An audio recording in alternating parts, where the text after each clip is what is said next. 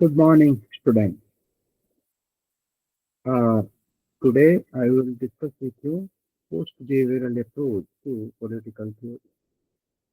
Hope that you have gone through my lecture on traditional approach to political theory and behavioral approach to political theory. I deliberated on behavioral approach to political theory, starting from the problems with traditional approach. What were the problems of traditional approach and why there was a need to go beyond the traditional approach. And it was David Easton who was the father of behavioral approach to political theory, and he understood that in fact the traditional approach to political theory is the reason for the declination of political theory, and to survive political theory. I mean, to escape political theory from this declination. David Easton proposed the behavioral uh, movement, and from that movement, behavioral approach to political theory it emerged. And in the last class, we discussed what were all these 7 or 8 points of behavioralism, right? 7 or 8 assumptions of behavioralism. And today we will discuss on post-behavioral approach or post-behavioral revolution. Uh, the starting point of this post-behavioral approach or post-behavioralism, begins with the criticism of uh, certain limitation in behavioral approach. Right. So let's move to the first slide to understand what are those limitations of behavioral, approach. David Easton is also the father of post-behavioralism. He also found certain characters in behavioralism which he considered as the limitation to political theory, and he termed that this behavioralism has also damaged the political theory, and it is the reason for the declination of political theory. So, if you study, declination of political theory by different, theories, you will find there are certain features of traditional approach and certain features of behavioral approach. Uh, Combinedly, these features are the main reason for the declination of political theory. So let's move to the first slide. Now, these are the problems of behavioral approach. And what are these problems? Now, oversimplification of the human behavior, ignoring cognitive, processes, limited applicability to complex issue, neglecting individual differences, and potential for manipulation. Remember, behavioral approach is all about, emphasizing on technique. So means is very much important than the end. Behavioral approach always gives importance to the methods of data collection, not the approach of data collection, right? So technique is very important, method is very important, and that too, that method needs to be, scientific or based on, you know, uh, science epistemology. And what are the problems of this, scientific method or uh, method based on, science epistemology? Now, these are the problems. First is the oversimplification of human behavior. Now, in the behavioral approach, you will find, emphasis uh, has been given on the external factors. Behavior, behavioral approach can fail to account for the intricate interplay between internal and external influence on the behavior.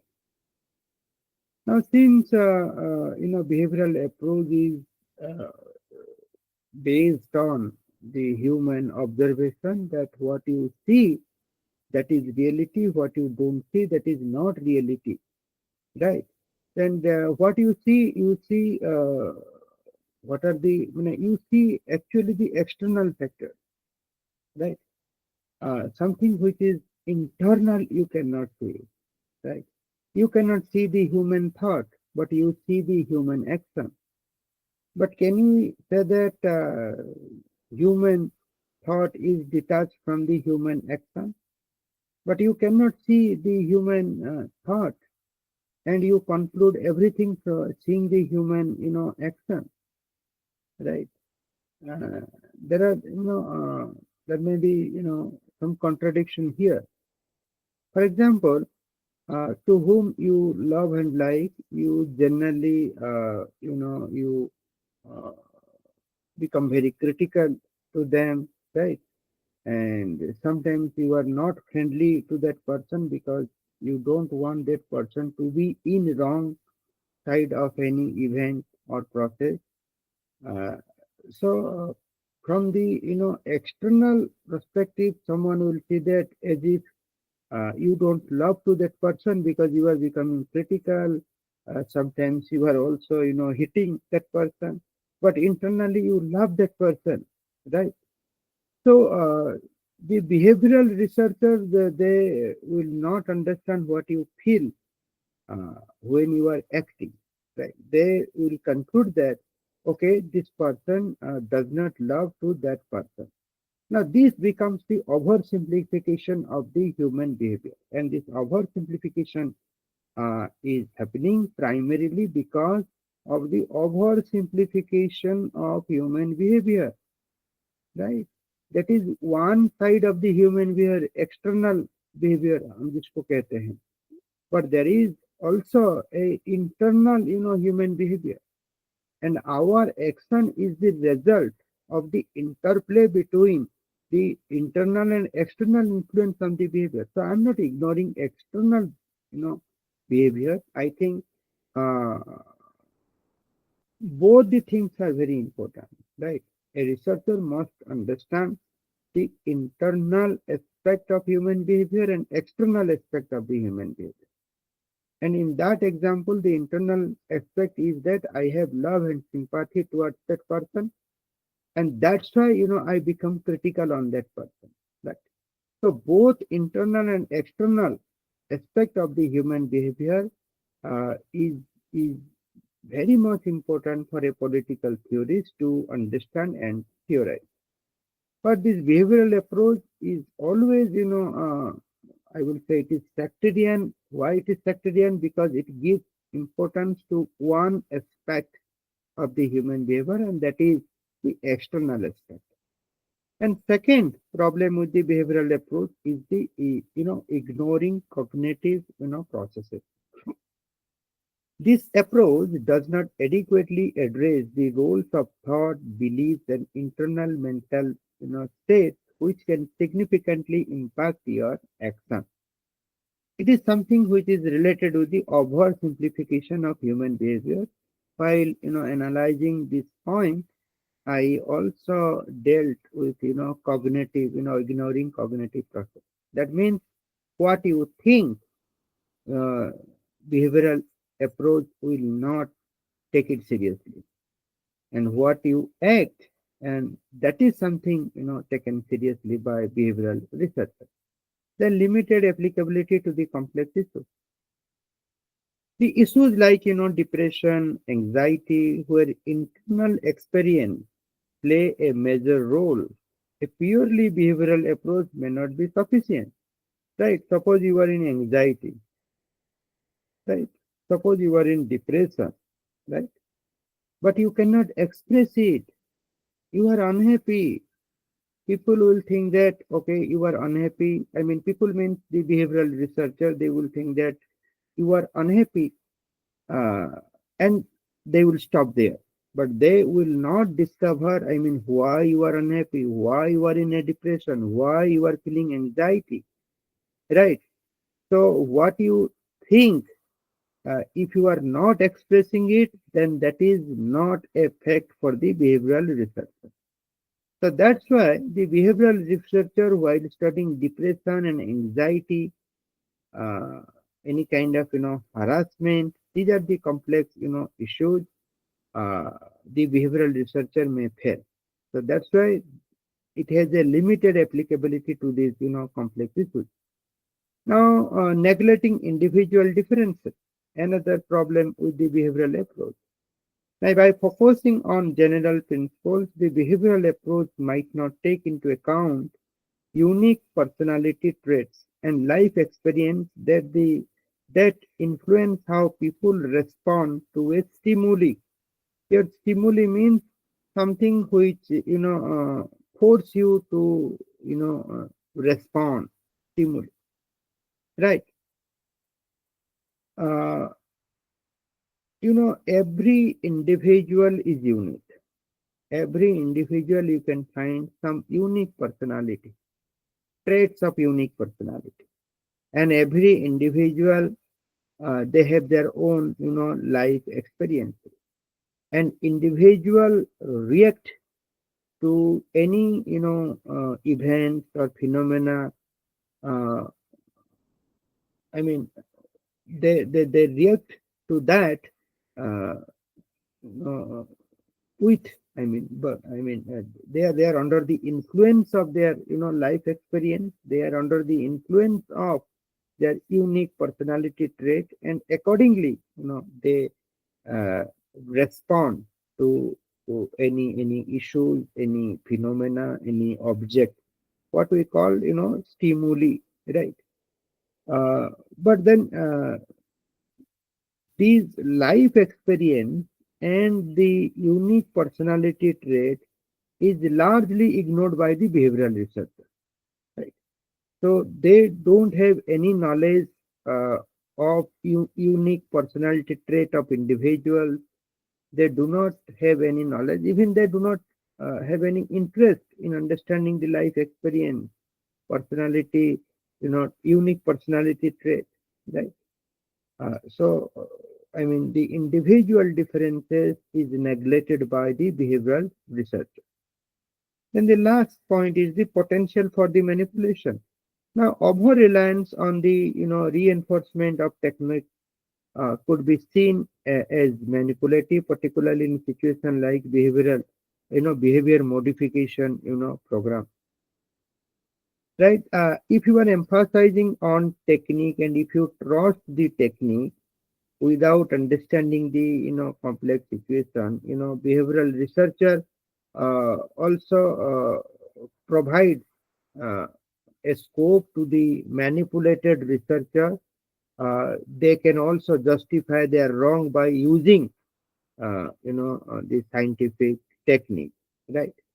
uh, you know uh, See, a technique is, or a technology or a technique is neither moral or immoral, right? A bad person can use the technique, a good person can also use the technique. Now when a bad researcher scholar, he or she uses the technique and justifies his study, then that is something counterproductive for the growth of the individual, society, and the state. And that's why there is a I mean potential for manipulation means uh, you know the overemphasis on technique can be manipulated by researcher, which is ultimately it becomes counterproductive for the society, individual, and this state. So this potential for manipulation is there. हम ये नहीं कहते हैं कि सबको ही manipulate करेंगे, मगर अ, ये कोई कर सकता है, राइट? मैनिपुलेशन हो सकता है. So these are the problems of behavioral approach. You can also discover many others. What are the problems of behavioral approach? Whenever you are dealing with post behavioral movement or post behavioral approach, you must start with the problem of behavioral approach and how the post behavioral approach it has added to behavioralism, and how it has solved the problems of behavioral approach. So let's next come to next slide. Emergence of post behavioral approach. The call of the post behavioral trend was given by David Easton, and he considered this post behavioral approach as a new revolution as well as a new challenge directed against the development of the behavioral orthodoxy. This is important, right? So Easton realized this behavioral approach at the end is becoming this behavioral orthodoxy. Behavioral orthodoxy means uh, it is not thinking of its own limitation, and it is not accepting the other epistemology, right? It is uh, or it believes only scientific epistemology, and other kinds of epistemology, this behavioral approach, it has ruthlessly rejected all other epistemology. And that's why with their rejection to different epistemology, behavioral approach was trapped with orthodoxy, and that is what behavioral orthodoxy.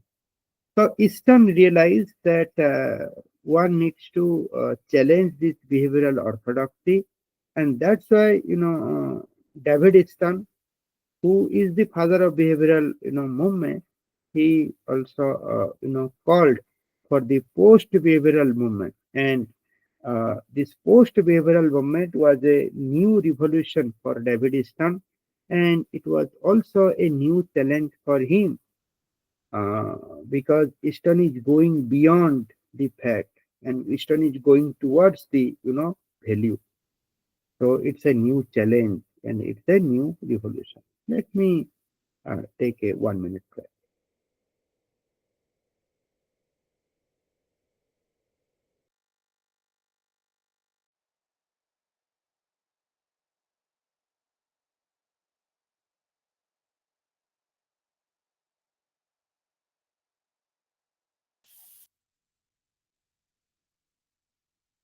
Uh, Welcome again. Now, hence, post-behavioralism is not anti-behavioralism. Right? So, the way behavioralism is against the traditionalism, uh, I mean, post-behavioralism is not like behavioralism. The way behavioralism has treated to the traditional theory, post-behavioralism does not treat behavioralism in that way. So that's why it is not anti-behavioralism.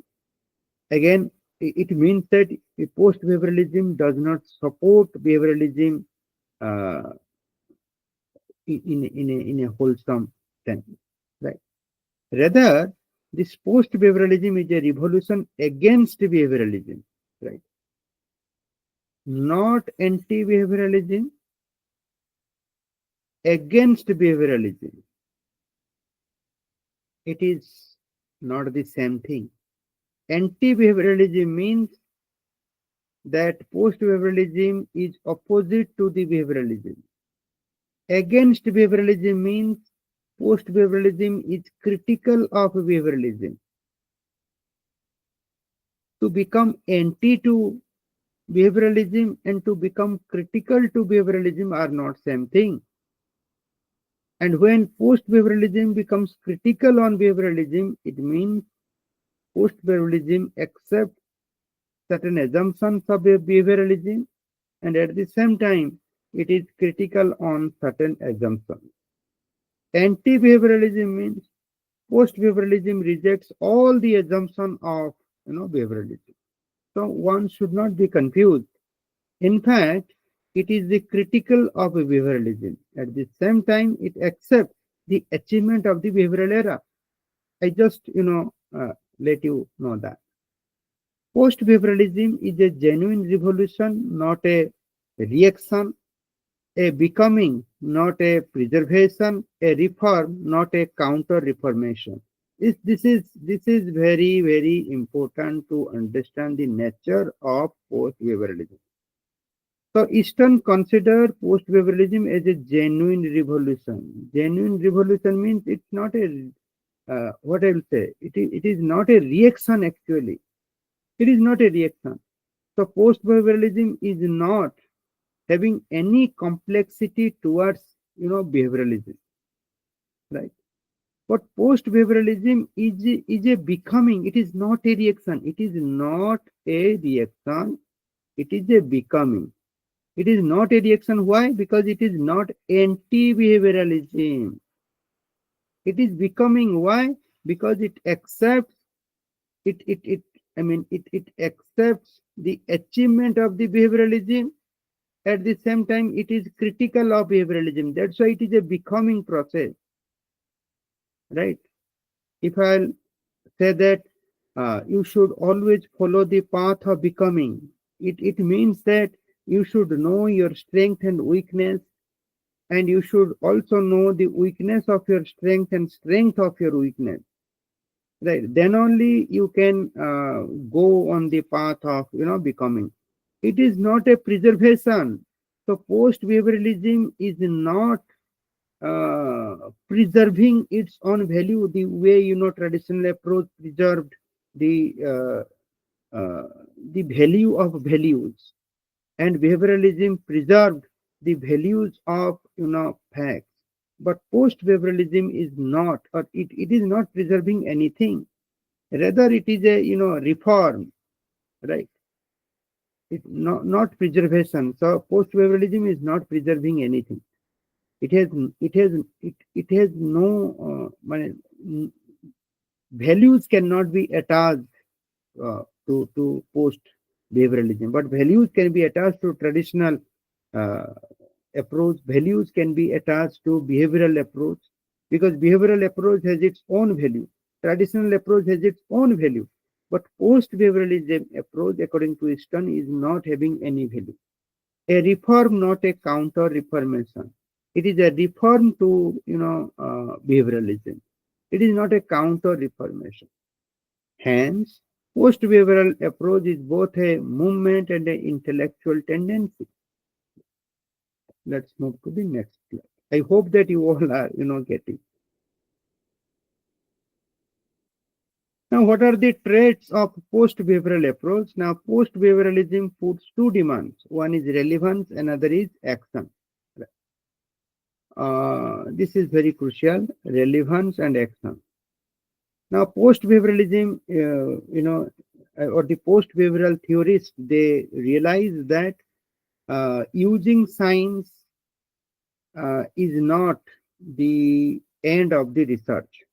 The end of the research is to understand a issue, is to deal with that issue, so that political theory will become relevant for the society, and political theory must bring certain action, and these action subsequently strengthen the importance of the discipline in the society. So post-behavioral theorists realize that using science and emphasizing science only will not help us to reach these goals. So they realize that they have to go beyond the science. They have to understand the relevance and action. They have to do something so as to increase the relevance and actions of political theory. And Easton came out with 7 major traits of post-behavioralism and described them as a credo of relevance. I mean, Easton brought, seven major traits of post-behavioralism, and all these, 7 major traits has been described by, David Easton as the credo of relevance, as the credo of relevance. And what are these, 7 major traits? Now, these are, first is the substance, followed by the technique. तो technique को थोड़ा backfoot दिया गया है. Then emphasis on social change, change को prioritize किया गया है. To be close to reality, reality के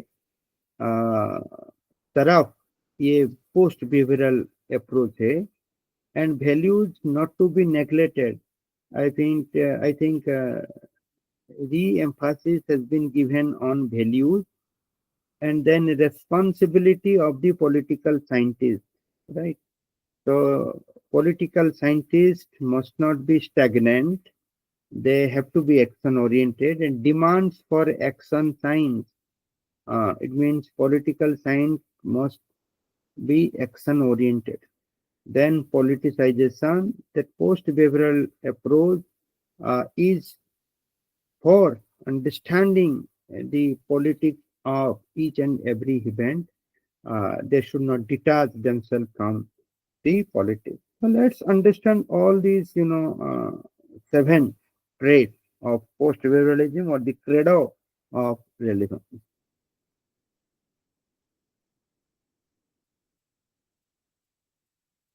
So first is the substance followed by the technique.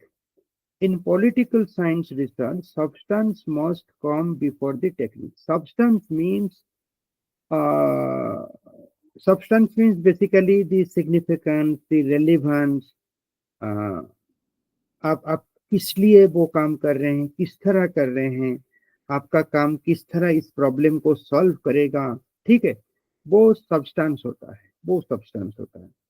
It's something very much, now if your research work is having substance, it means इसमें कुछ है, इसमें कुछ है that can really help the society to grow. उसको हम substance कहते हैं. तो वो जो substance है, वो post behavioral theories, they give importance to the substance of the of a research work. And for them also technique is important, but technique is less important than the substance. So first is the substance, second one is the technique. Remember, a post behavioral approach uses the technique of behavioral approach, uses the methods of behavioral approach, but they don't reduce their piece of work to that technique. Rather, for them, technique is the second uh, important thing, and the first important thing is the substance. It may be good to have sophisticated tools of investigation, but the more important point was the purpose to which these tools are being applied. So, in a research work, if you are using sophisticated tools, that doesn't mean that your research work is very much meaningful, significant, brilliant, right? Now, these tools are merely a tools, right? Uh, right. You may have, sophisticated tools of investigation, but these tools needs to be applied in some context, right? And when you are applying those, tools uh, efficiently and effectively, with a definite purpose, or with, and what is the purpose? Purpose is the substance actually. So when you are using a technique uh, or tools to understand a substance, then only your research becomes very meaningful. So the post behavioralist, for them the substance is very important. Technique must be used to substance and produce new substances, and these substances are actually relevant for the society, and it is also meaningful. So unless the scientific research was relevant and meaningful for contemporary urgent social problems, it was not worth being undertaken. So post behavioralists, they are very clear on this point. तो उनके लिए point क्या है ना, जब तक ये जो scientific research contemporary social problem को एड्रेस नहीं करता है, तब तक ये साइंटिफिक रिसर्च बेकार है, right? So there is no worth. अब देखिए, ये not worth being undertaken. That means scientific approach is not worthy if it is not solving the societal problem, if it is not helping to understand the societal problem. So this societal problem or social problem is the substance of research, right? So every research work must expose the social problem, must analyze the social problem, and must give uh, recommendation to solve these social problem. And in exercising all these activities, the social science research may take the help of behavioral method. Hence, again, I'm repetitively saying post-behavioralism is not against the behavioralism. It is also welcoming the methods of behavioralism, but it is saying that these methods are of secondary importance. The primary importance is the substance. The slogan raised by the behavioralists, that is, that the slogan raised by the behavioralists, that it was better to be wrong than vague. uh, I'm sorry. The slogan raised by behavioralists, that it was better to be wrong than vague, was replaced by the post-behavioralist counter slogan that it was better to be vague than non-relevantly precise. This is very important. During my graduation days, my teachers used to, start the discussion on deliberation on behavioralism from this sentence. So what was the slogan of behavioralist? वो behavioralist क्या कहते थे ना? It was better to be wrong. Sorry, it was better to be wrong than vaguely right. Right? वो कहते थे vaguely right is deeply problematic. Right? If you are wrong, then it is good. It is good. It is better than vaguely right. Like vaguely right may, I mean, if you are vaguely right, then you are actually misleading, confusing. It's better that you are wrong so that you will search the correct path. उनका slogan ये था। मगर post बेवरलिस्ट का slogan क्या है, वो counter slogan क्या है, वो क्या कहते हैं ना? It was better to be vague than non relevantly precise. तो बिहेवियरलिस्ट का जो स्लोगन था उसमें वो कहते थे कि जब टेक्निक ठीक तरीका से यूज नहीं हुआ है, आपका काम गलत हो जाता, गलत हो जाएगा। Right? If scientific technique has been use, then your work has some validity, reliability and objectivity. ये कह रहे हैं कि आप साइंटिफिक टूल को यूज करके आप जो कहते हैं कि आप रेलिवेंट, आप ऑब्जेक्टिव, वैलिड, रिलायबल है, मगर ये उसका कोई यूज नहीं है। उसका कोई यूज नहीं है। That it is your own dogma. Right? You may be precise, you may be precise by using scientific method, but it is not relevant. It is not relevant. I mean, you are non-relevantly precise. So post behavioralism को क्या कहते हैं और post behavioralist को क्या कहते हैं कि you are precise but that is non-relevant, hence you are non-relevantly precise। और ये जो नॉन रेलिवेंटली प्रिसाइज को पोस्ट बेवरलिस्ट कहते हैं, ये कुछ काम का नहीं है। It is better to be vague. ठीक है, आप ये देखिए, behaviouralist were critical on vague and post behaviouralist they argued for the vague. Right? It's better to be vague than non relevantly precise. So moving to the next slide. Emphasis on social change. Contemporary political science lay its main emphasis on social change, not social preservation, as behavioralists seems to be doing it. So there is no value of post-behavioral approach or post-behavioral movement. Hence, uh, post-behavioral movement uh, that produces the contemporary political theory uh, that is based on the emphasis. This point is very important. The emphasis on social change, but not, this not is important, not social preservation. Right? उनका कोई agenda नहीं। The behavioralists had confined themselves exclusively to the description and analysis of the fact। यही है। ठीक है? वो जो social preservation है ना, जो बिहेवियरलिस्ट के साथ अटैच हुआ है वो क्यों हुआ है, वो सोशल प्रिजर्वेशन के है ना। बिहेवियरलिस्ट हमेशा इसको सपोर्ट करते हैं, क्या किसको, ना the description and analysis of the fact. उनका जो वैल्यू है वो आ, उनका फैक्ट ओरिएंटेशन था, without understanding this facts in their broad social sense context. तो बिहेवियरलिस्ट का क्या प्रॉब्लम था ना, वो हमेशा फैक्ट का बात करते थे, और वो फैक्ट हमेशा, this is the meaning of anything depend in its own context. So when context change the meaning of anything, it changes. But behavioralists, they don't, or they were not giving importance to the social context.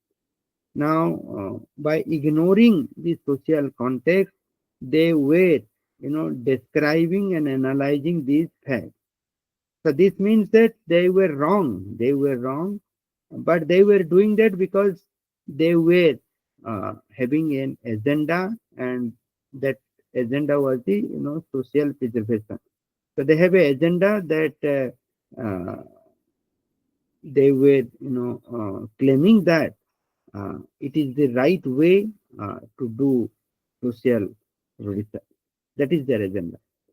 And behavioralism was charged with being an ideology of social conservatism tempered by modest incremental change, right?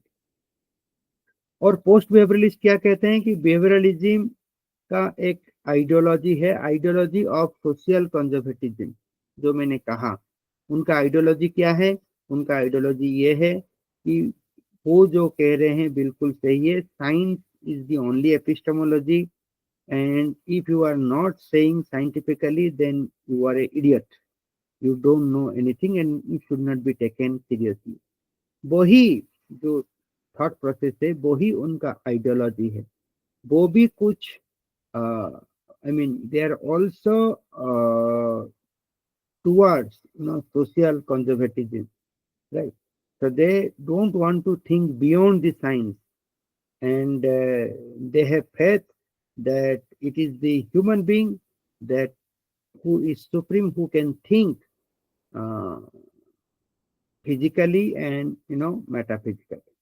And post behavioralism advocates change orientation, reform over preservation।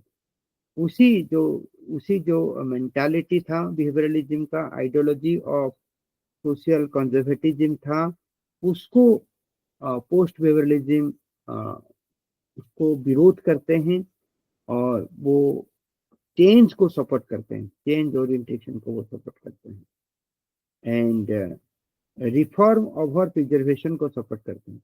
ये reform का बात post behaviourism नहीं, sorry behaviourism नहीं कहता है, ये change का बात बिहेवियरलिज्म नहीं कहता है। बिहेवियरलिज्म ओनली ये प्रिजर्वेशन का बात कहता है। वो उनके लिए प्रिजर्वेशन क्या है ना, सोशल कंजर्वेटिज्म है, ideology, sorry ideology of social conservatism, ये है behavioralism का preservation, right? So overall, post behavioralism is for social sense, but behavioralism was not for any kind of change. Next is the to be close to reality, right? The behavioralist had lost touch with the realities and kept away from the brute realities of politics, because ये behavioralist का जो main orientation था वो technique के प्रति था, substance के प्रति नहीं था। जब आप सब्सटेंस से थोड़ा नाता आपका कट जाएगा, तभी आप रियलिटी से दूर चले जाएंगे। आप technically you are very sound, but then you are precise, no doubt, but that is not relevant. Now, post behavioralist felt that behavioral inquiry is an what is that, abstracts, okay, behavioral inquiry is abstractionism and does not help society any way, right?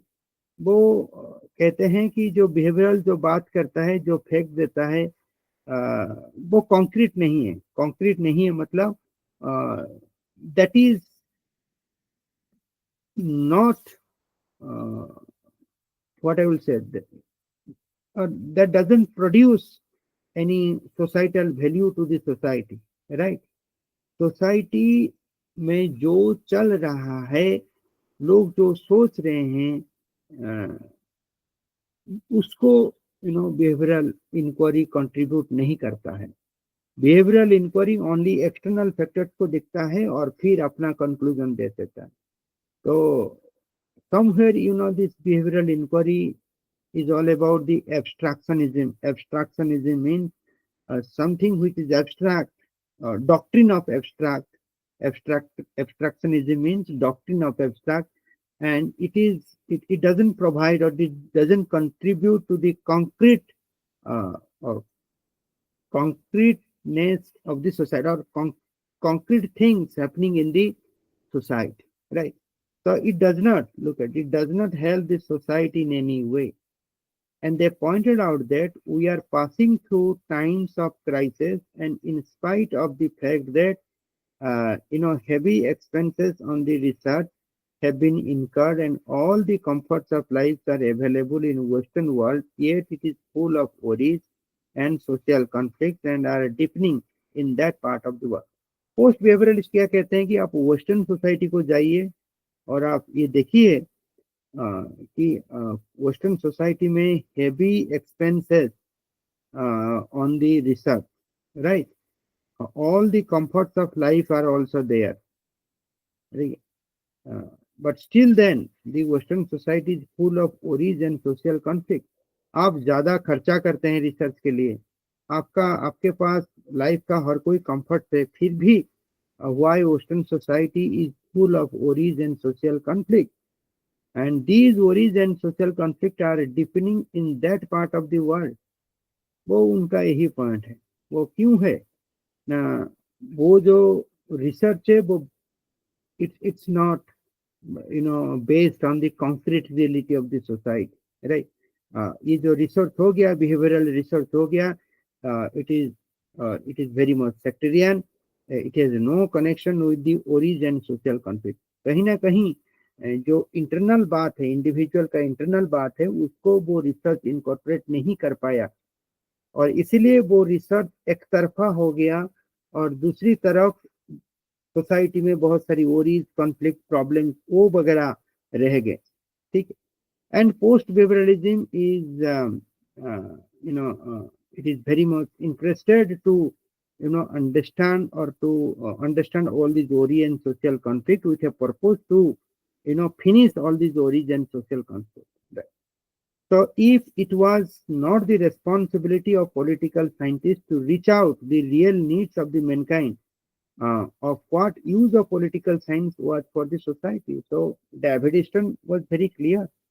उनको ये जायज भी है, right? It is also fair to say that कि political science जब तक real world में जो ओरीज एंड सोशल कॉन्फ्लिक्ट है, जब तक वो उसको एड्रेस नहीं करेंगे, जब तक real needs of the mankind को एड्रेस नहीं करेंगे, तब तक पॉलिटिकल साइंस का क्या है? What is the use of political science to society? Society के लिए क्या है political science?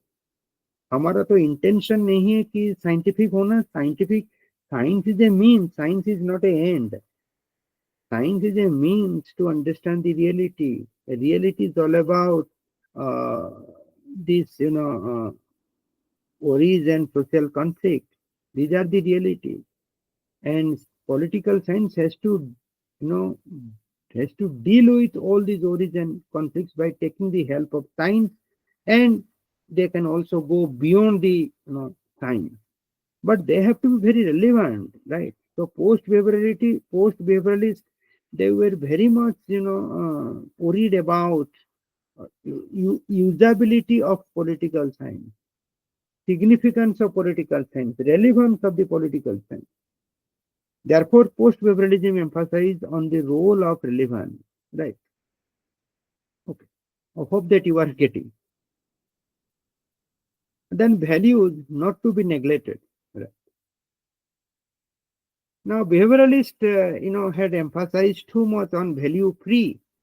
In fact, behavioralism was known as value-free approach. It was their main features, right? main feature. Behavioralists stood for value neutrality in the research at all aspects. Value for practical purposes were thrown out of their consideration. They forgot in their zeal that it was on value premises that all knowledge, stood. ये बात को थोड़ा छोड़ दीजिए. ये है post behaviourism का understanding behaviourism की तरफ. अभी आप इतना इधर से स्टार्ट करिए इधर तक. इसमें क्या लिखा गया है ना, बिहेवियरलिज्म के साथ ये जो वैल्यूज का क्या संबंध है. What is the relationship between values and behaviourism. ना behaviouralist they believe in the value free approach, right? Value free research, right? And वो किसके लिए खड़ा होते हैं. they stood for value neutrality in research, right? Value for practical purposes were thrown out of their consideration. So they, throw these value considerations. But here, post-behavioralists, they,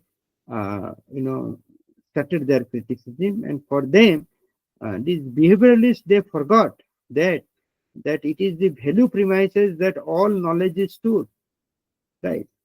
आप values को reject कर रहे हैं तो फिर आप एंटायर नॉलेज को आप रिजेक्ट कर रहे हैं, क्योंकि एंटायर नॉलेज वैल्यू सिस्टम के ऊपर आधारित है. In case values were not regarded as the propelling force behind the knowledge, there was a danger that knowledge would be used for wrong purpose, right? Post behaviouralist ये कहते हैं कि ये जो नॉलेज आप बोल रहे हैं, this whole knowledge paradigm of knowledge is based on the values. ठीक है. Values mean something or consideration of right and wrong. Consideration of right and wrong. आप वैल्यूज को नहीं लेंगे तो फिर क्या होगा, एक डेंजर होगा. डेंजर में क्या होगा ना, नॉलेज को हम रॉन्ग पर्पज के लिए भी इस्तेमाल कर सकते हैं. ठीक है. the wrong kind of, I said it in the beginning, the same tool, the scientific technique can be used by a wrong person and for destruction. And that's why the right person, the need of a right person, the emergence of a right person is very, very important for, towards using the scientific tool for, social development. So the moment you think and talk the words right and wrong, that means you are become, you have to be value oriented. So political theories should not be value neutral, rather they should be value loaded. They should be value loaded according to, post behavioralism or post behavioralism. According to post behavioralists, values played an important role in politics and research. They stress on the value loaded study of political science. Yes, वो जो मैंने अभी कहा कि post बेहवियरिस्ट क्या कहते हैं कि भाई value loaded study of political science must be value loaded. In the words of ईस्टर्न्स, values are integral, or values are an integral part of our personality. So long as we are human beings, these sets of mental preference are always with us. David Easton ये कहते हैं कि इंसान का अंदर value है. So values are embedded with human being. When human being thinks and acts, their thinking and actions both are based on values. वो ये कह रहे हैं कि even what we understand by fact, fact is something based on observation, and who is observing in it is the human, और human का अंदर values. ठीक है. So it means there is a value in fact. There is a value in fact. उसको हम कैसे समझे ना, इंसान जो कुछ देखता है उसको लगता है वही उसका फैक्ट है. जब इंसान दिखता है, वो इंसान का अंदर वैल्यू है, तो इसका मतलब जो वो दिखता है उसका अंदर में भी वैल्यू है. जो दिखता है वो फैक्ट है, इसलिए फैक्ट का अंदर वैल्यू है. तो ईस्टर्न ये कह रहे हैं फैक्ट का अंदर वैल्यू है, एंड इसीलिए वैल्यू एक फैक्ट है. वैल्यू एक फैक्ट है. तो there is a value in fact, there is a value in fact, and that's why value becomes a fact. There is a value in fact, and that's why value becomes a fact. वो eastern के लिए है. And there also you can think how fact and values are actually integrated, right? So if you are saying fact, there is a value and value भी fact है, तो इसलिए value and fact are not dichotomous, right? If you are dichotomizing the value and fact, then you are actually misleading to David Easton, the post behavioralist.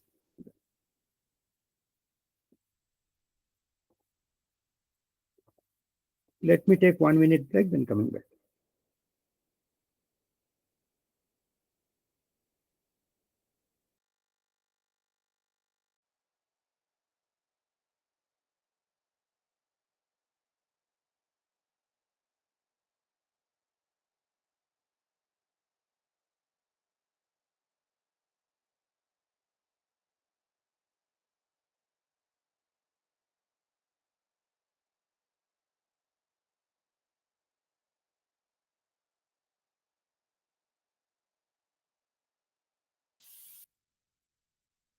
Welcome again.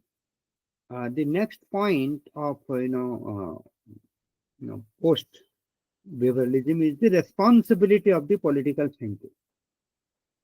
So to post behavioralists, the responsibility of political scientists is not to ensure value neutrality, rather to understand the values and to protect the values.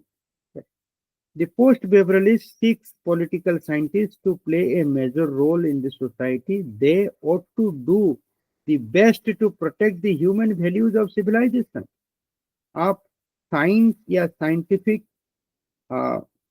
के नाम से society का जो civilisational values है उसको नष्ट करे, ये पोस्ट बिहेवियरलिस्ट के लिए सही नहीं है. पोस्ट बिहेवियरलिस्ट ये कहते हैं the civilizational values of human society is very, very important and it has to be protected. And who will protect? Now, it is the contemporary political scientists. They must protect the civilizational values.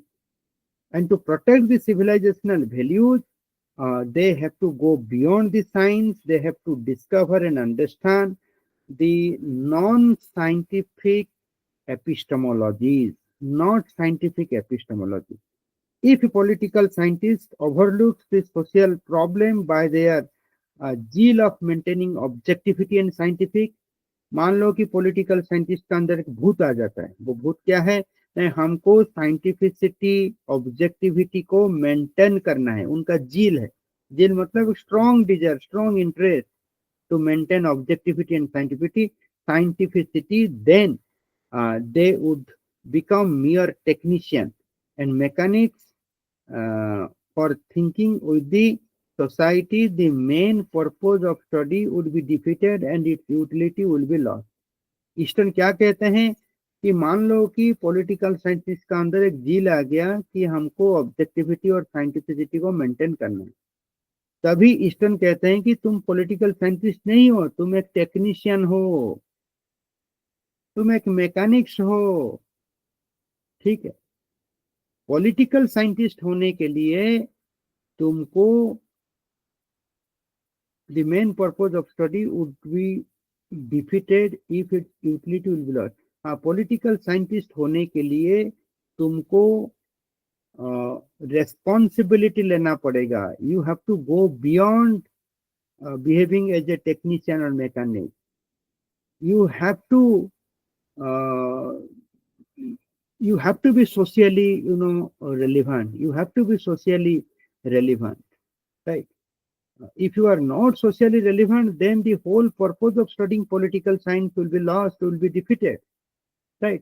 So, Easton gives the appeal to all political scientists not to behave as a technician or mechanics, but to behave as a protector of civilizational values of human society.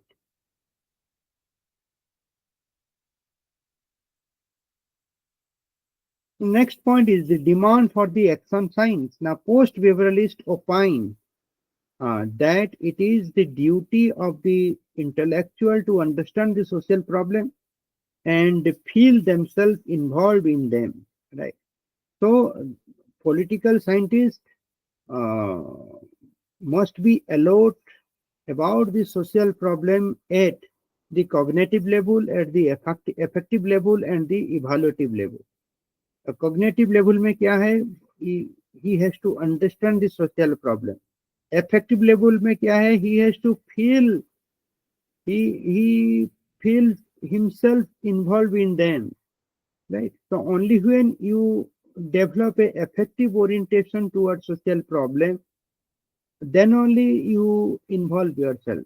So आप जब तक effective orientation social problem के प्रति develop नहीं किए हैं, तब तक आप सोशल प्रॉब्लम को नष्ट करने के लिए आप खुद को सम्मिलित नहीं करेंगे, ठीक है? Hence, they should not keep themselves away from the action. Now, आप देखिए, जब आप if you feel yourself involved in them, then you cannot keep yourself away from the action. तो इसलिए पॉलिटिकल साइंटिस्ट में हमेशा मुझे कहा जाता है कि क्लासरूम का अंदर सिचुएशन अलग होता है, क्लासरूम का बाहर सिचुएशन अलग होता है. जब तक हम इसी चीज को फॉलो करेंगे, तब तक we can not develop the effective orientation towards social problem, ठीक है? हम क्लास का अंदर जो पढ़ाते हैं उसको हमको बाहर भी प्रैक्टिस करना चाहिए. तो क्लासरूम का अंदर का बात, क्लासरूम का अंदर में हम थॉट डिस्कशन करते हैं, पॉलिटिकल थॉट. क्लासरूम के बाहर हम पॉलिटिकल एक्शन एक्सरसाइज करते हैं. हम कैसे थॉट और एक्शन को डिटैच करें? हम कैसे कहें देखिए there is a difference in the classroom situation, and when you are coming out of the class, the situation is something else. So you should not be guided. You should not be guided what you learn within the classroom, and you should not be guided by your learning which happens within the classroom. So जब तक हम इसी trend को चलाएंगे, तब तक political theory और political science declination के तरफ जाएगा, ठीक है? तो इसलिए डेविड ईस्टन क्या कहते हैं कि you should develop your effective orientation towards the social problem. You should involve yourself in those issues, right? तो देन ओनली आप एक्शन के तरफ जाएंगे, ठीक है? आप एक्शन के तरफ जाएंगे. According to post-behavioralists, knowledge or research should be put to work. वो कहते हैं कि जो आप क्लासरूम में सीखते हैं उसको हमको वर्कआउट करना चाहिए. जो हम सीखते हैं हम उसको प्रैक्टिस करना चाहिए. मान लो कि हम जस्टिस को पढ़ाते हैं, सीखते हैं, मगर हम इनजस्टिस को प्रैक्टिस करते हैं, तभी तो प्रॉब्लम हो जाएगा. तभी तो पॉलिटिकल थ्योरी, पॉलिटिकल साइंस को I mean there will be declination of political theory and political science. जब हम इनजस्टिस के खिलाफ में बोलते हैं क्लासरूम का अंदर, बाहर में भी हमको इनजस्टिस के खिलाफ में ही खड़ा होना चाहिए. इनजस्टिस के खिलाफ में यानी कि जस्टिस के फॉर में खड़े होना चाहिए. So according to post-behavioralists, knowledge and research should be put to work. Political scientists take action for reshaping the society. वो चुपचाप नहीं बैठेंगे. उनका काम ये नहीं कि क्लास खत्म, घर में आओ, बस अपना जो एंजॉयमेंट है उसके साथ रहो, जितने सारी आपके पास संसाधन है उसके साथ खुश रहो. ये पॉलिटिकल साइंटिस्ट का काम नहीं है. पॉलिटिकल साइंटिस्ट का काम है द रीशेपिंग द सोसाइटी, ठीक है? इसीलिए he has to take action. So the job of political scientists or political scientists take action for reshaping the society, and this reshaping the society is a continuous process. Hence, political scientists must get rid of all comfort, because उनका जो mission है रीसेपिंग the society, वो अभी तक पूर्ण नहीं हुआ है, अभी तक खत्म नहीं हुआ है, अभी वो चल रहा है, it's ongoing process. So that's why the political scientists should always continuously, take action towards this direction, reshaping the society. Political science should be used as applied science. तो जब तक पॉलिटिकल साइंस को अप्लाइड साइंस के हिसाब से हम व्यवहार नहीं करेंगे, मानेंगे नहीं, तब तक पॉलिटिकल साइंस ग्रो नहीं करेगा. ये डेविड ईस्टन का बात है. आई मीन वो ये सब he has said it. To know, as Easton points out, is to bear the responsibility for acting, and to act is to engage in reshaping the society. आप देख लीजिए इधर ईस्टन क्लियरली वो कह रहे हैं, to know is to bear the responsibility of acting. To know मतलब मुझे पता है कि आपके प्रति अन्याय हुआ है, ये मुझे पता है. इसका मतलब जब मुझे ये पता है, इसका मतलब कि मैं आपके साथ खड़ा रहूंगा. It is my responsibility to stand with you. मान लो कि मुझे पता है कि आपके प्रति अन्याय हुआ है, मगर मैं आपके साथ खड़ा नहीं रहूंगा, तो पॉलिटिकल थ्योरी और पॉलिटिकल साइंस डिक्लाइन कर जाएगा. ठीक है, मुझे पता है कि आपके प्रति और आपके साथ अन्याय हुआ है, इसका मतलब है ये मेरा कर्तव्य है, ये मेरा रिस्पॉन्सिबिलिटी है कि मैं आपके साथ खड़ा रहूंगा.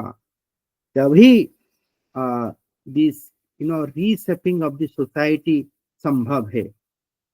जब मैं आपके साथ खड़ा रहूंगा तभी मैं ये क्लेम कर सकता हूं कि I am engaged in reshaping the society. ये जानना जरूरी है, मगर ये जानना एनफ नहीं है. It is not enough to know that injustice has happened with you. जानने का मतलब आपके साथ खड़ा होना. खड़ा होने का मतलब you are engaged in reshaping the society. ये बहुत ही महत्वपूर्ण बात है जो डेविड ईस्टन इधर कहा है. और ये सारी चीज को मैं आई हैव इंटरनलाइज दिस. मैं इसको अंग अंग उसको मैं रियलाइज कर पाता हूँ. ये मैं सोच पाता हूँ कि एक्चुअली डेविड ईस्टन ये जो बात है, ये उसने जो कहा उस सिचुएशन में डेविड ईस्टन ने क्या एक्सपीरियंस किया था. जो डेविड ईस्टन ने एक्सपीरियंस किया था वो मैं भी वो उसको एक्सपीरियंस किया हूँ. आजकल हम ये देख रहे हैं कि लोग तो जानते हैं आपके प्रति अन्याय हुआ है, मगर लोग आपके साथ खड़े नहीं होते हैं, और उसी लोग समाज में जाके अपना भाषण ठोकते हैं.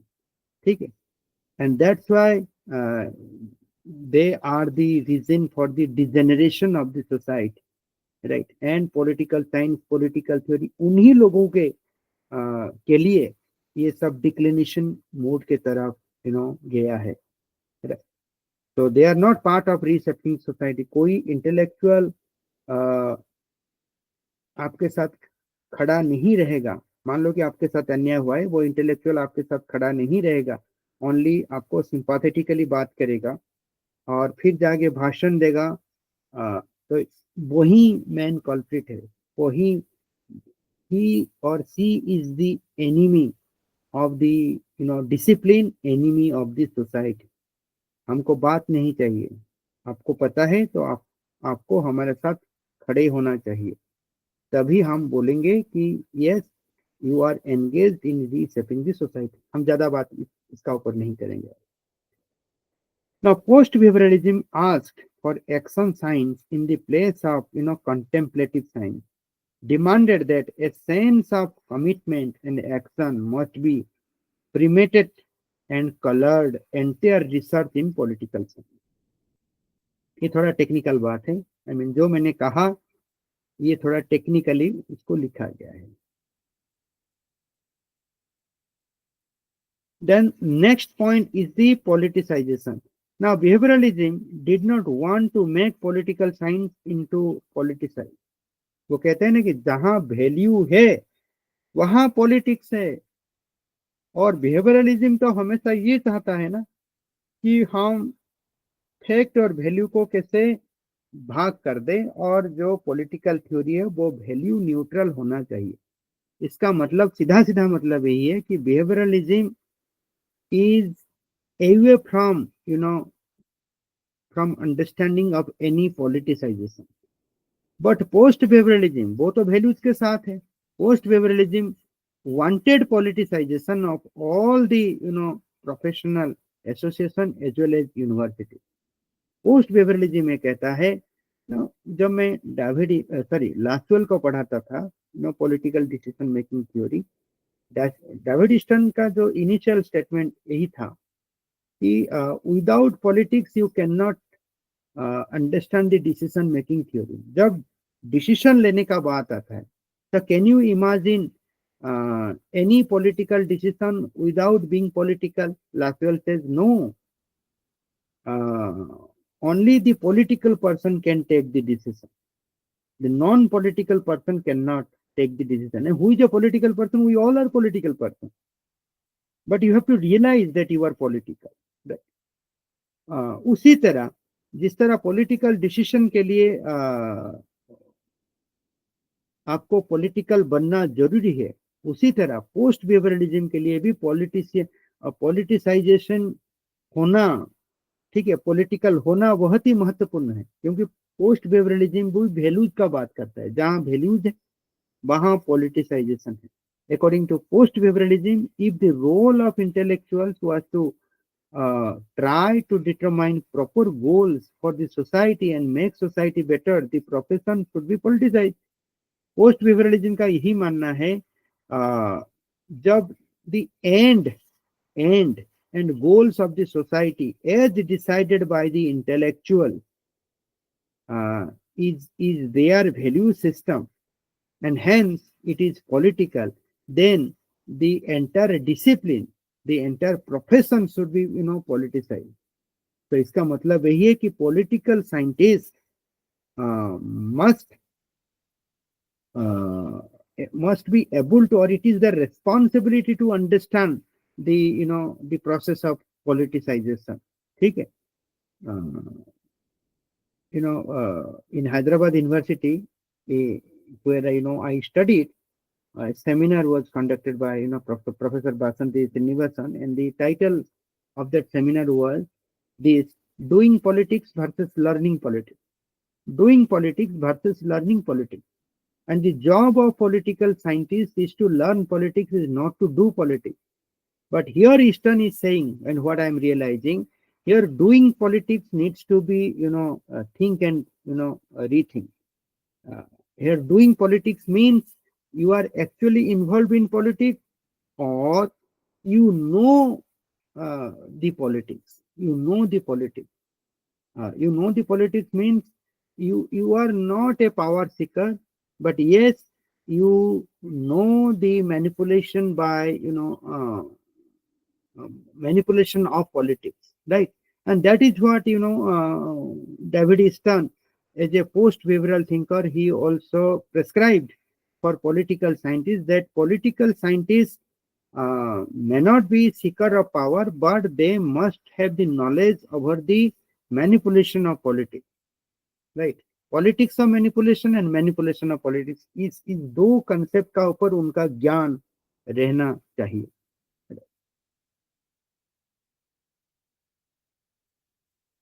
The next point is the post-Beverlyst image of science.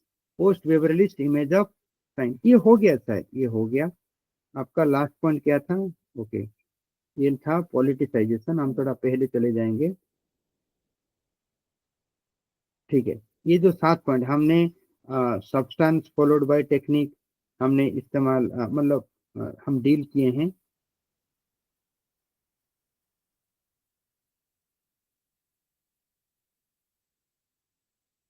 Okay, हमने इस पॉइंट को डील किए हैं, इस पॉइंट को डील किए हैं, इस पॉइंट को डील किए हैं, इस पॉइंट को डील किए हैं, इसको भी डील किए हैं. ये भी हो गया और ये भी हो गया. ओके, अभी हम इधर आए कि पोस्ट बेवरलिस्ट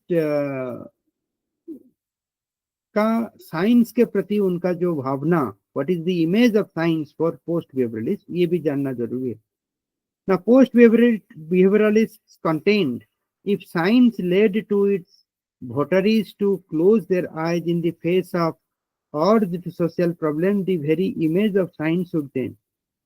वो पोस्ट बेवरलिस्ट ये कहते हैं कि साइंस, क्या साइंस ये तय कर चुका है कि मैं साइंस हमेशा सोशल प्रॉब्लम से दूर रहे? If science has decided that it has to stand against the social problem, or it is not their job to understand social problem, then David Easton ये कहते हैं या पोस्ट बेवरलिस्ट ये कहते हैं कि science should change, the image of science should change. आज की साइंस का इमेज क्या बन गया है? साइंस का इमेज ये बन गया है कि वैल्यू न्यूट्रलिटी, सोशल प्रॉब्लम से दूर रहना, ये साइंस का इमेज हो गया है। और पोस्ट बेवरलिस्ट कहते हैं तभी ये इमेज को बदल देना चाहिए। While admitting the importance of technical proficiency, post-behavioralists, they are not against the technical proficiency of behavioralism, but they don't agree with behavioralists on 2 points. वो बिहेवियरलिस्ट को मानते हैं कि उनका जो टेक्निकल प्रोफिशिएंसी है उसको वो पोस्ट बिहेवियरलिस्ट मानते हैं, मगर उनका 2 पॉइंट्स का ऊपर वो एग्री नहीं करते हैं बिहेवियरलिस्ट को। वो 2 पॉइंट क्या है? The search for the basic knowledge implies that the scientist should cut himself adrift from the practical concern of the society. ये जो behavioralism मानता है कि नॉलेज को पाने के लिए पॉलिटिकल साइंटिस्ट को प्रैक्टिकल लाइफ, सोसाइटी का जो प्रैक्टिकल लाइफ से कट ऑफ होना चाहिए, इसको वो पोस्ट बिहेवियरलिस्ट नहीं मानते हैं, ये पॉइंट को नहीं मानते हैं। Value should be kept out of all scientific purpose, इसको भी नहीं मानते। ये दोनों चीज को पोस्ट बिहेवियरलिज्म नहीं मानता है।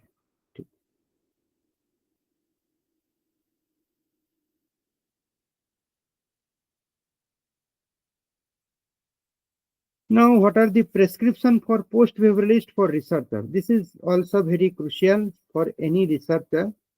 And what are the prescription? Research is to be related to urgent social problem and hence is to be purposive. सब जितने सारी रिसर्चर हैं हमेशा वो अपना काम को अर्जेंट सोशल प्रॉब्लम के साथ जोड़ना चाहिए, right? They must address the urgent social problem. कौन सा प्रॉब्लम को वो डील कर रहे हैं इसका नॉलेज उनके पास होना चाहिए। Political scientist must find out solution to the contemporary problem. Solution भी, प्रॉब्लम को समझना, प्रॉब्लम को एग्जामिन करना, फिर प्रॉब्लम का सॉल्यूशन क्या है उसको भी जानना महत्वपूर्ण है। The objective of the researcher cannot be mere stability or maintenance of status quo. वो जो behavioral होना चाहिए, behavioral नहीं होना चाहिए। रिसर्चर को behavioral नहीं होना चाहिए। Objective of the researcher stability and maintenance of status quo होना नहीं चाहिए। I mean, a researcher should use science epistemology and non-science epistemology in his work, because he has to or she has to make his or her work as meaningful and relevant, and to ensure that meaningful and relevant he has to go beyond the scientific epistemology. The researcher must not remain subservient to the task of preserving the existing social order. नहीं, researcher का काम है existing social order में जो जो problem है उसको समझना और उसका समाधान देना। The job of the researcher is not to justify or is not to preserve the existing social order. Research should be relevant to the understanding of political problems. Yes, I have said it. Researcher must play the leading role in acting for the desired social change. चुपचाप घर में बैठ जाना, कॉम्फर्ट्स के साथ रहना, ये researcher का काम नहीं है। रिसर्चर का काम ये है कि जो जो डिजायर्ड सोशल चेंज है, ठीक है, उसको कैसे वो लाएं, डिजायर्ड सोशल चेंज, यही है रिसर्चर का काम। I think okay, it's there actually, there is another page, and it is the duty of the researcher to take necessary action for the resolution of the conflict if the present crisis in society arose out of a deep social conflict. तो जब जब society में conflict आता है तब तक इस conflict को रिजॉल्व करने के लिए for towards the resolution of that conflict तब तक रिसर्चर का ये ड्यूटी बन जाता है. It is the duty of the researcher to resolve the conflict at its root from the beginning. The researcher should not allow the social conflict to rise and to spread. In case the resolution of the conflict needed breaking up the existing political order, the political scientists should uh, boldly ask for that.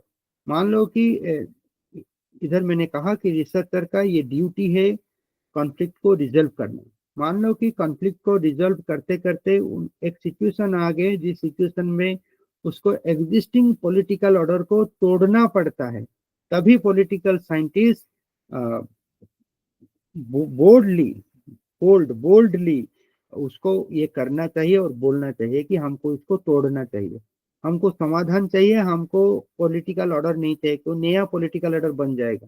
ठीक है. A political scientist not only suggests reform but also contribute his best to reshape the society in the direction in which it could serve the desired goal more effectively and positively. Political scientist को suggest reform को suggest करना चाहिए, क्या क्या reform लाना चाहिए. ठीक है. Political scientist not only suggest reform, not only, very important, not only, उसको a political scientist must always suggest for reform and must always continuously contribute towards reshaping the society, right. तभी जो society का desired गोल है वो तभी achieve हो सकता है effectively and positively. So there is a larger responsibility of political scientist or research, and for post-behavioralist, I mean the political scientist or political research are the same thing. A political researcher must behave like a political scientist. So that's it, students. That is all about your what? That is all about your post-behavioralism. And in the beginning, I said that post-behavioralism is not against the behavioralism. You can use behavioralism or behavioral methods of data collection, but you also must be very much careful about the approaches of data interpretation, right.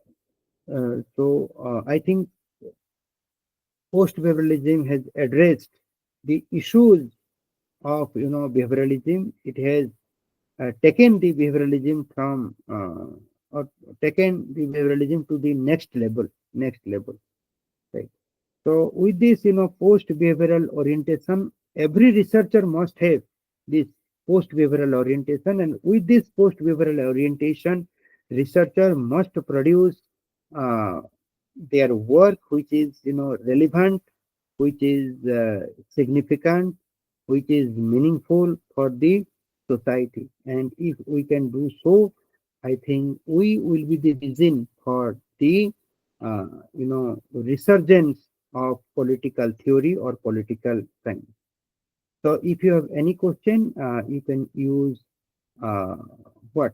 comment section, and you give your, you can ask your question, you can give your feedback, you can give your suggestion, whatever what you want, what you wish, you can do that. So thank you one and all.